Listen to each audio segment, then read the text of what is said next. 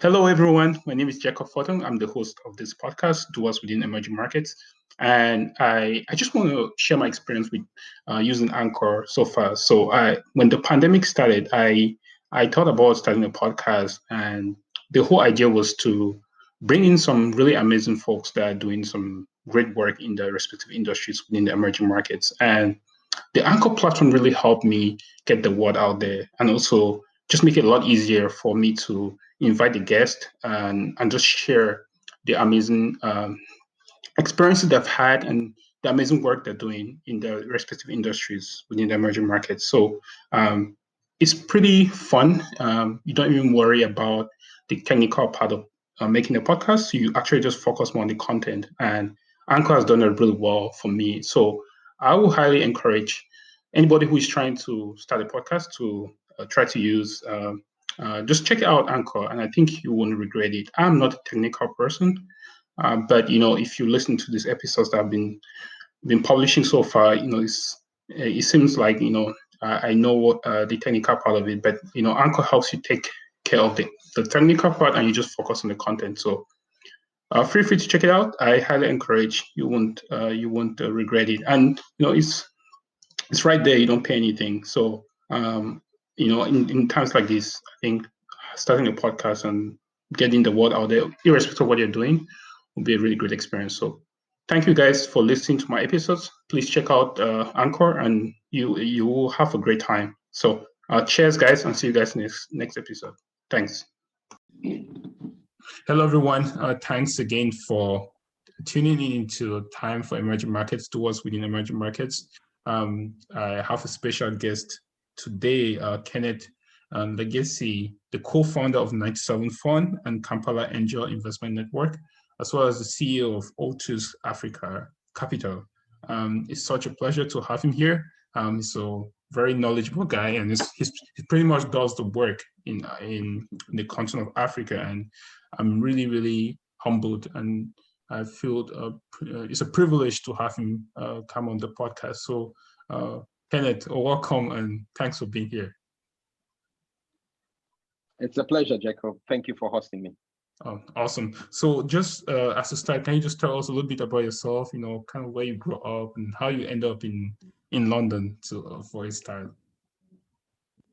Yes, my name is Kenneth Legesi. I was born and raised in Kampala, Uganda. So this was very, very many years ago. But I did not leave Uganda until I was about 25 years of age. So I went to primary school, secondary school, and my undergraduate studies for university in New Kampala, Uganda. But I got an opportunity to come and study in the UK. And so that's when I came to London. So this was in about 2004. And after the studies, I just stayed to work somewhere in the UK. So, but yes, I was born and raised in Kampala, on the streets of Kampala. Awesome. Can you just tell us a little bit about growing up in Kampala? What was it like? What was the thing that really made you intrigued? Sure. When people think about Kampala, Uganda at the time, most people used to think of Idi Amin, who was one of the presidents of Uganda. But when I was born in Uganda, this was just towards the end of Idi Amin's reign. And growing up then, it was an exciting, happy childhood. I remember I hated school as a kid, but also as well, I remember there were lots of house parties growing up with my parents and my siblings. It was just the time after civil war in Uganda, and I was growing up in the time when President Museveni now came into power. He's still the president of Uganda. Yes. And it was generally a peaceful time growing up, just going to school there, having lots of friends across different ethnicities and cultures within Uganda, and just learning a lot in school, as you play as a child, making your own toys to play with, your football to play with. So it was a happy time growing up there, and then going to university to study engineering, which is what I wanted to do anyway, civil engineering. That's So awesome. those were very good memories. That's amazing. I know the picture that people have, and India has some history. Kind of put the Uganda on the map, but I think, as you said, so it's a peaceful country to some extent, especially when you were growing up. And I think that brings to light something different. So you studied civil engineering. Can you just give us kind of your path from civil engineering to what you are now? I know you do a lot of entrepreneurial activities. You're also an investor. How did that transition happen? And what happened? What was the thing that convinced you that this was the right space for you to get involved and make a difference in Uganda and across the continent? I think even when I left Uganda to come and study in the UK, I had been asked why I wanted to do this. And the reason at the time was that we write rules and laws in Africa, but when we come to implement them, we struggle.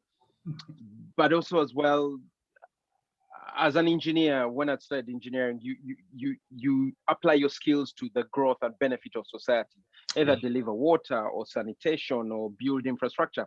So I always had that sense of wanting to help my community, my society.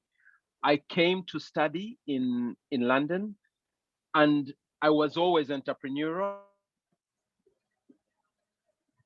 Things back home in Uganda, even when I was living in the UK.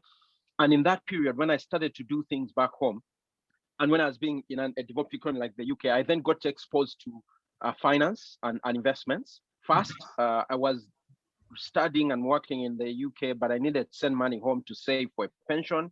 And I needed to learn how to do this for myself, learn how to invest money and manage money for myself, because I thought I'd been in the UK short time at Paint Web, and I would need to go back to retire to assets in Uganda. So in that period of learning how to save, learning how to invest, learning how to start businesses, I found that for all the businesses that I was starting, and many of them failed, there was a challenge around getting capital to grow. So that just piqued my interest. How can I help solve this problem? And how can you build these businesses that when they get capital to grow will create lots of jobs? Because I was also tired of seeing businesses that start and never really scale well. Exactly. And I had examples from my close family and friends, my siblings. So you start a business, but most times it stays small, and that always piqued my interest. I was wondering, how do we make these businesses that we've grown to scale? And so that's what started the change, from just pure engineering to entrepreneurship and finance and investing. So all these questions were in my mind. Yeah, that's a very good place to kind of get your source of inspiration. And from your own personal family experience, close friends, as well as your personal take on how the struggles of raising capital in Africa, which leads me to one of the amazing companies you're building in Uganda, Ortus Capital Africa. Can you just tell us a little bit about that and what's currently going on there? What are your day-to-day activities, or kind of what are you thinking for now and moving ahead in the next maybe 5 years?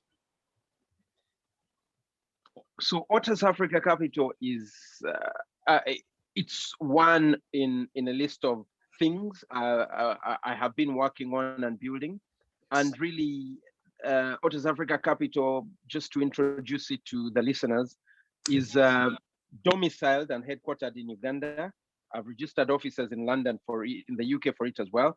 But the challenge that Ortus Africa Capital seeks to address is that lack of appropriate capital and support to grow scalable businesses in Africa. The market failure we're trying to address is that shortage of appropriate capital and support to build businesses in Africa, which is demonstrated in venture capital. Venture capital attracted less than 1% of global venture funding as of 2020, same in 2019, which is reflected in infrastructure. There is an annual funding deficit of about 100 billion per year for infrastructure and growing, which is also reflected in credit. So Ortus Africa Capital is an investment and advisory firm that seeks to address that challenge. And the way we do it is we raise and manage funds but at the same time, we support and help entrepreneurs and businesses to grow so that they can solve challenges, provide solutions, and especially create jobs of the future, especially in the women and the youth. So that's what we're doing there. We're a team of 8 people at the moment, led by myself and my colleagues. I like to stress that at least 50% of the team, 60% of the team is female. So we want to call attention to actually gender lens, especially in investing and in the way we behave as a firm. So that is Ortus Africa Capital, and we're growing every day. Yeah, that's amazing. And thanks for sharing that. 60% women, that's incredible. And I think that's a good example for not just other regular businesses to follow, but also finance companies that it's really hard for women to get into that space. So I really appreciate you kind of, taking an active role to make that happen. Another exciting project you work on is 97 Fund. You do many things. How I don't know if someone starting 2 funds. Can you help us? So actually, everything I'm doing is related to unlocking capital and investment into the continent. So when you think of Ortus Africa Capital as an investments and advisory firm, and I said we raise and manage funds. So the 97 Fund, which was started by myself and a friend of mine called CK Japheth, who's also the team lead at the Innovation Village, is really an early stage fund. And we are targeting to raise $20 million to invest in early stage companies on the continent. So we want to find and fund entrepreneurs solving our continent's biggest challenges. And to date, the 97 Fund has been incorporated and domiciled in Uganda as a permanent capital vehicle, a holding company. And to date, we've had some commitments for funding, and we've been able to deploy some of that funding. So to date, we've been able to deploy funding to 10 entrepreneurs, giving out a total of $137,000. That's amazing. But at the 97 Fund, yes, we are hoping to be able to give money to even more entrepreneurs. Our target is to get to 20 million and be able to give money to at least 60 entrepreneurs from across the continent. And again, it is managed by Ortus Africa Capital, but then we work with partners. For example, the Innovation Village offers a lot of pipeline sourcing for the 97 Fund. And then for companies we find as the 97 Fund to invest in, we like to work with co-investment partners. And relatedly then is, yes, especially angel investors in the African continent. And that's for amazing. The 97 Fund, we're investing anywhere under, so from small tickets of 5,000, 10,000, all the way up to 250,000, because we saw that is where the gap is to create that pipeline that is credible, that investors down the road can take up. So that's really about the 97 Fund. That's amazing. I'm sure some of the listeners are interested in emerging markets and most importantly, trying to find ways that they can invest in markets. So tentatively, they'll probably reach out to you in the future on how they can be angel investors or be a part of your fund. So thanks for really explaining that. And just to go into the next project that you've been working on, can you just give us what was the process like starting any of this fund? Was it stressful? If you can just give us like some of the step-by-step process that it took you to start this fund. I think some of the people that are listening might be interested in starting the fund. What was your experience like? Actually, we wanted to do things in order. When we started this with CK, we wanted to, or the way I thought it should happen is first you run an angel investment network and syndicate a few deals through an angel network, and then take investors out of the angel network and then create a fund. But we ended up running with both. So, and we haven't talked about it, and I know we'll talk about it, but there is an angel investment network that also exists. Yes. The process of starting the fund itself was it was a tricky one because I didn't have the track record of having run and managed the fund before, but what I had was experience starting companies with others, and the experience of watching investors and the process that investors went through when they tried to give money to some of the companies I've been involved in.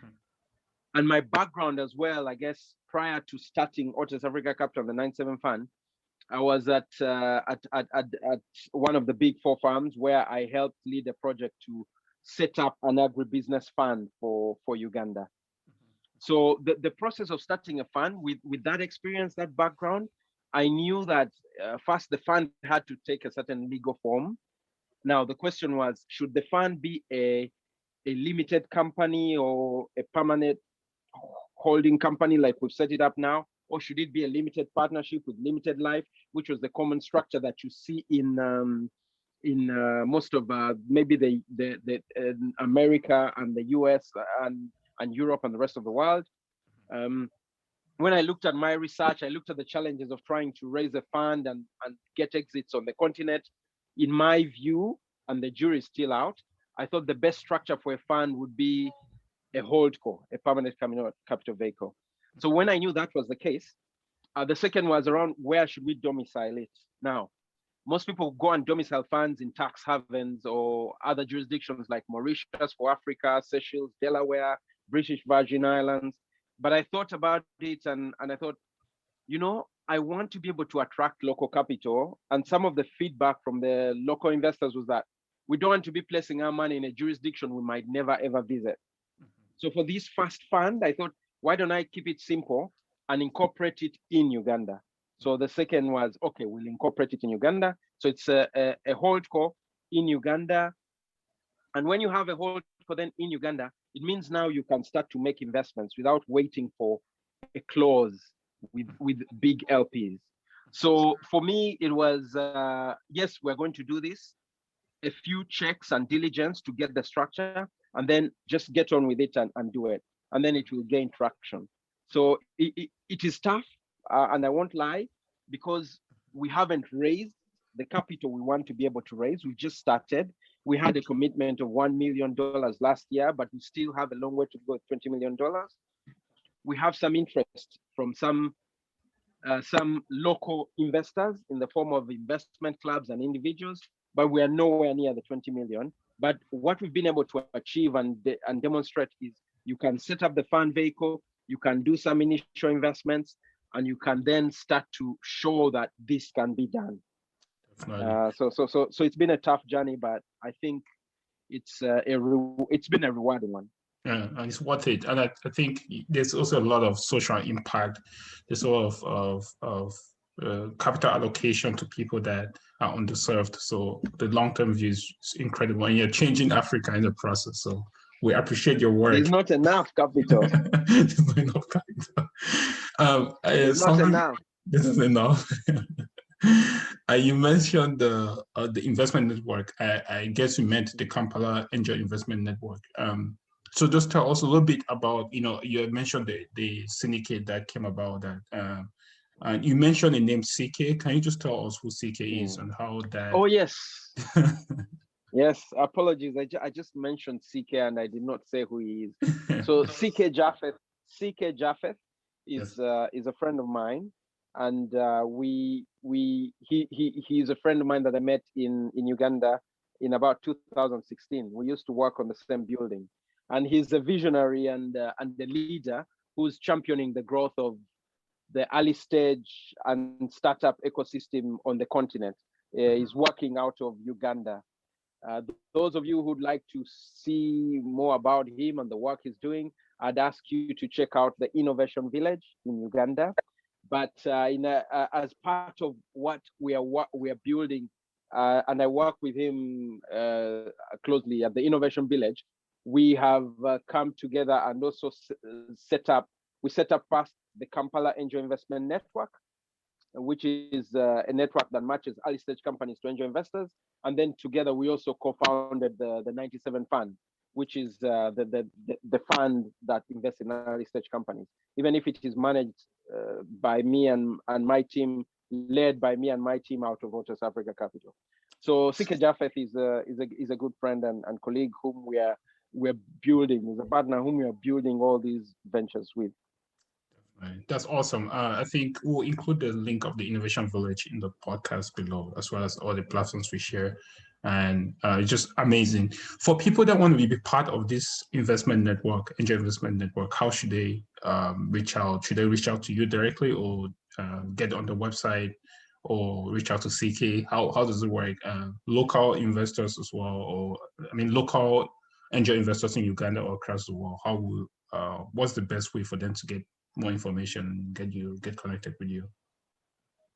The answer is all of the above, but but for the Kampala Angel Investment Network, we have a website which is www.kain.co.ug, and through that website you're able to sign up as an investor. We'll see the response come through on the form, and we'll be able to reach out and invite you to our deal days. So we have virtual deal days every month where we bring entrepreneurs to showcase. And some of these entrepreneurs that we showcase are companies that have been, for example, seeded with some capital from the 97 fund, but also others that are just in the wider African ecosystem, specifically Uganda for now, for Kampala Angel Investment Network. And or you can drop an email to info@kain.co.ug. So that's info@kain.co.ug.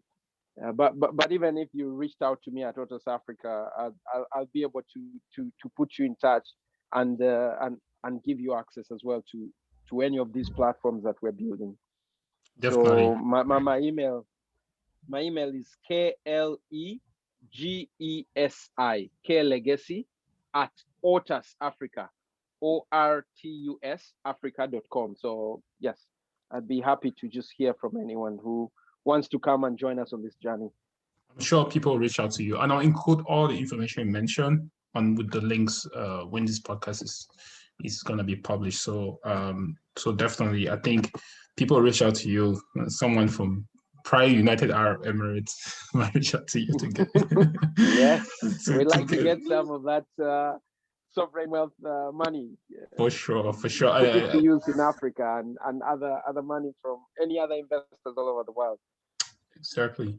I think just kind of rounding up here. So you have worked with several entrepreneurs, and we know more than I think more than most people I know about how entrepreneurship works in Africa based on your relationship that you have developed with some of the entrepreneurs you're working with. What is something that you want them to know about the opportunities in Africa and how to run a very effective business, such that when they raise money, they don't get sidelined, or they don't get they don't fail, right? I mean, entrepreneurship is a combination of failure and success, but what is the advice you give them, such that as a VC yourself, or as a former angel investor, what are some of the ways that they can actually build a successful company on the African continent? Building a business and starting out as an entrepreneur, regardless of where you are in the world, is very, very hard. Mm-hmm. And doing it on the continent in Africa is even harder because of certain things like the foundational infrastructure that might not be available to support you, the sizes of the markets that are small and not that developed and are fragmented. And so you need all the help you can get when you're going to build a business.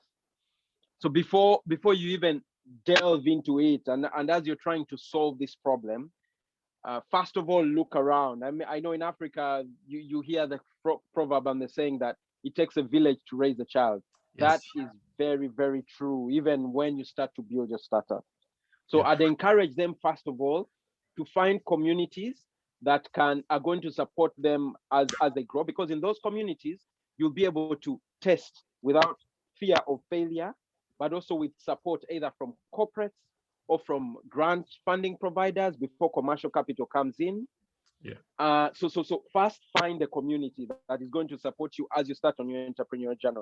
Don't try to go and start. And I know we romanticize the idea of starting in the garage, like most of the big billionaires, entrepreneurs, out of maybe Silicon Valley or even in Europe or Australia.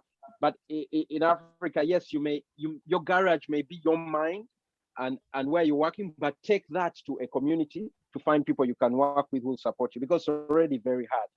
Yeah. Then secondly, I mean, you need to first look within yourself before you start this entrepreneurial journey.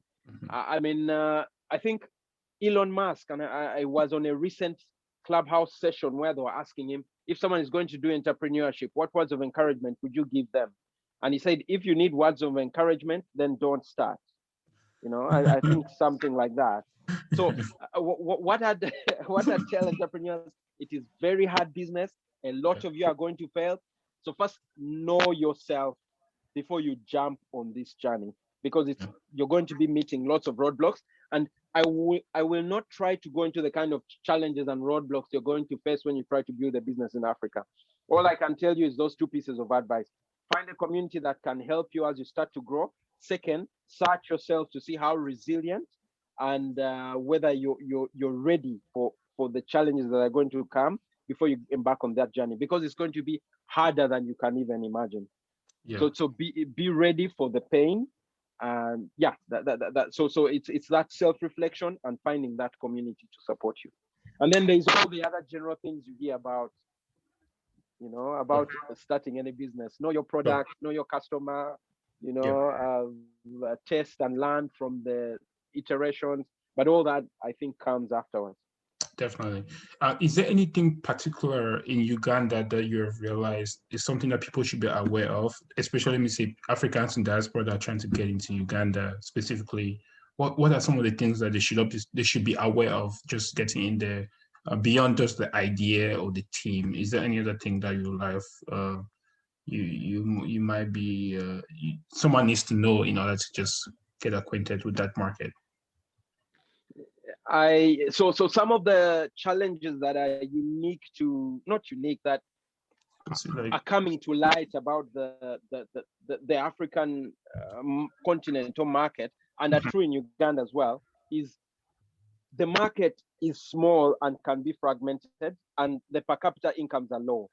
So you have to think critically about that before you start your business and your idea. So yes. I've learned lessons from some of the businesses I've done where initially you start out and you're hoping you'll target a large retail market, and then you learn very quickly that that retail market doesn't exist. On paper, there's very many people who have smartphones and on Facebook, but when you look at the number of people who can buy, when in Uganda they say 40 million people and 70% of the population is under 24, but and maybe at least 30% or 40% are on social media. The number of people who can actually buy, when you think about it, are about 5% of the population, which is about 1.5 million, 2 million. That's interesting. So just know about, just understand your market properly to know who's going to buy. It then means that your business has to have a B2B aspect to it, because that is what is going to help you break even and pay the bills while you prepare and wait for the larger B2C market. So do your research, really. So do your research, be careful about your business model before you jump in. And these are some of the lessons we've learned from the 3, 4, 5 companies we've tried to start that have failed. And thanks, Kenneth, thanks so much for your wisdom and coming here to share this amazing experience, and giving especially the tips you just gave here at the end. I think it's gonna resonate with so many people, and it's gonna impact lives somewhere listening to this podcast. So I really appreciate your hard work, your tenacity, your professionalism, and just how incredible you're approaching the African continent and being one of the frontiers to really make a difference in the continent. I do know that some people might be reaching out to you to become to be part of your network, and I hope that will actually help build help grow your network, and also help achieve the goals that the mission and vision of what you guys are building. So thank you so much for all what you're doing. Thank you. It's a pleasure to be hosted, Jacob, and thank you very much for what you're doing to just showcase and teach and train. We don't take it for granted. We need to tell these stories. Definitely, your story is what telling. So thank you. Thanks for being here. So to all the listeners, this is Kenneth Legesi, co-founder of 97 Fund with CK from the Innovation Village, as well as the Kampala Angel Investment Network, CEO of Ortus Africa Capital, and just an amazing guy. And check him out on LinkedIn. All the links and all the ways to reach out to him are included in the podcast, so you can definitely reach out to him through those means. Thank you again, and thanks for listening to this podcast. Take care, everyone.